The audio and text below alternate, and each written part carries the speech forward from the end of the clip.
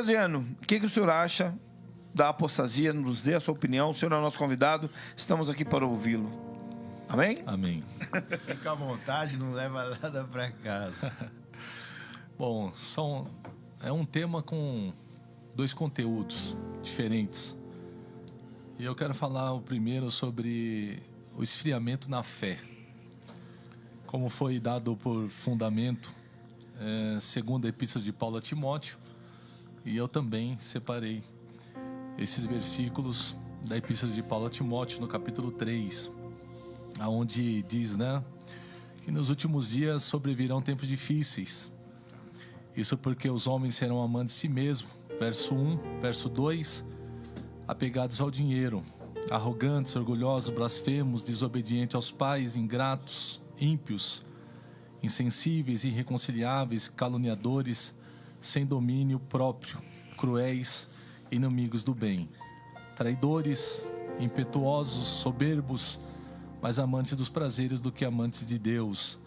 Embora, verso 5, tenham aparência de piedade, negam o seu poder. Afasta-se destes também. A partir do capítulo 3, verso 10, diz assim a Bíblia: Entretanto, você tem seguido de perto o meu ensino, a minha conduta, o meu propósito, a minha fé, a minha paciência e o meu amor, a minha perseverança. Eu coloquei algumas características do esfriamento da fé. E a primeira característica que eu falo, Pastor Wesley, é o amor ao sistema do mundo. Sim. Nós percebemos que muitas pessoas, elas começam com uma fé fervorosa na palavra do Senhor, e muitas das vezes o nosso Deus abençoa estas pessoas e acaba a própria bênção trazendo esse afastamento,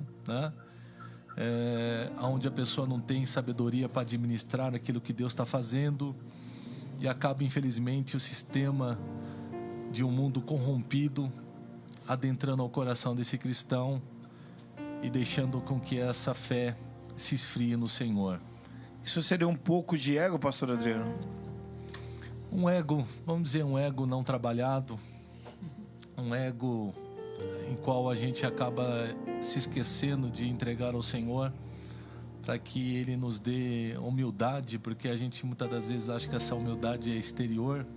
E não é. Mas a humildade e a simplicidade passa por um coração, um sentimento contrito em Deus. O senhor comentou que assim, as pessoas vão atrás um pouco da bênção e acabam abençoando. Será que hoje, isso a gente nota, porque o senhor também é presidente de uma igreja, como a gente lá também, o senhor é mais tempo ainda que está à frente, o senhor acha que eles estão indo hoje fazer mais uma troca, buscando a bênção e não o Criador da bênção, Deus que pode dar muito mais do que a bênção? Tem muita ligação também, mas eu conheço muitas pessoas que serviram a Deus, com fidelidade. Sim. Mas acabou os sistemas, as riquezas desse mundo corrompendo esse coração, que era um coração íntegro, mas infelizmente por um momento acabou deixando se levar e contaminar aquilo que Deus já tinha limpado. Amém. E você? Qual é a sua opinião sobre esse tema? Coloca aí para a gente saber o que você acha, o que faz o homem afastar da fé, o que traz a apostasia para ele, o que traz esse distanciamento, como a gente falou, que é uma rejeição da fé ou até mesmo um abandono da fé. Então nós queremos saber a sua opinião.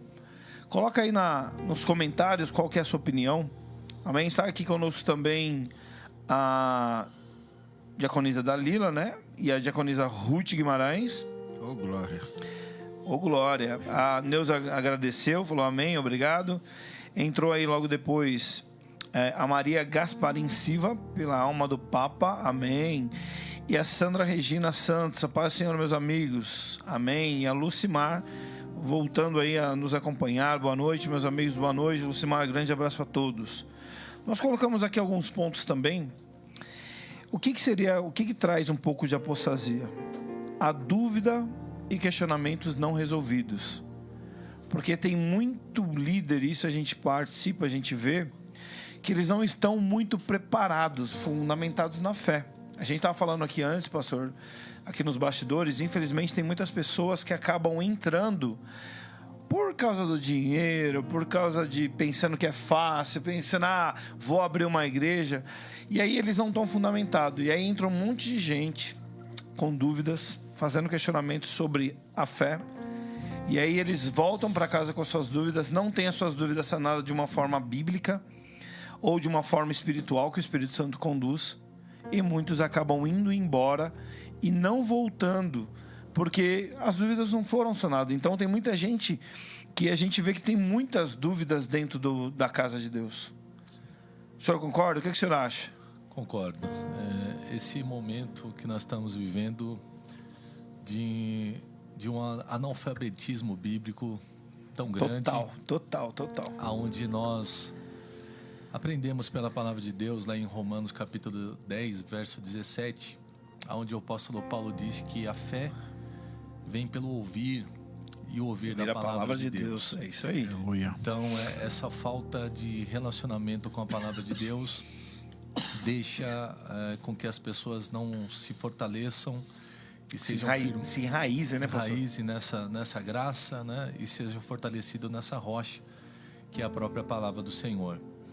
Também, né, separei aqui, como nós lemos em 2 Timóteo capítulo 3, verso 1 em diante, o apóstolo Paulo falando que nos últimos dias viriam tempos difíceis. Isso. Onde muitos homens seriam amantes de si mesmos, avarentos, egoístas, mais amantes dos prazeres do que amantes de Deus e tantas outras coisas.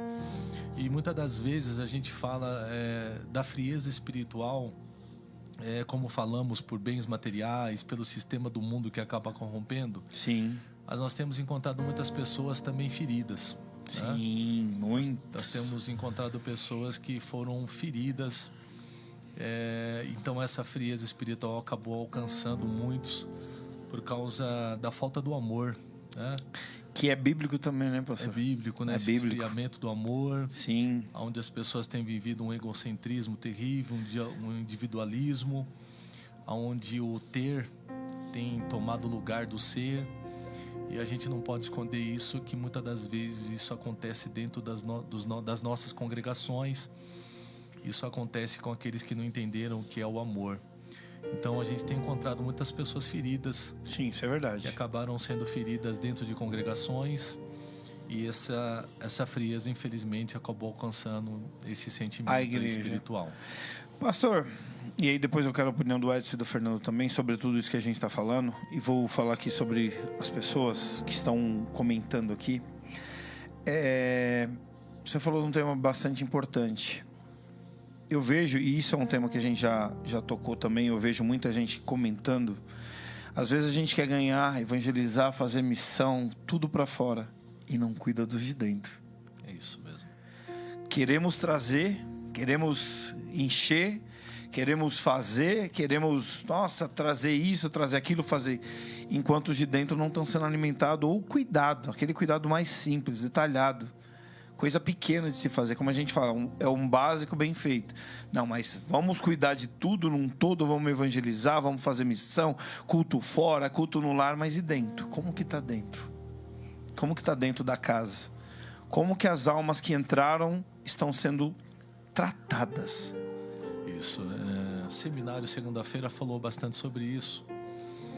Nós somos muito apegados aos dons de Espírito. Sim. E esquecemos que o Espírito Santo é uma pessoa. Sim. Então, muitas das vezes, a gente escutou a frase curados para curar.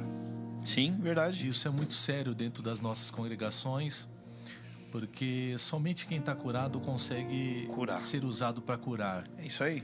Então, a gente aprende que quem ainda não está curado sangra sobre outras pessoas que também estão sangrando. Acaba ferindo outras pessoas, né? Ferindo. Então, quando a gente aprende sobre relacionamento com o Espírito Santo, a gente aprende aquilo que João, né, deixou escrito lá no capítulo 16, verso 8.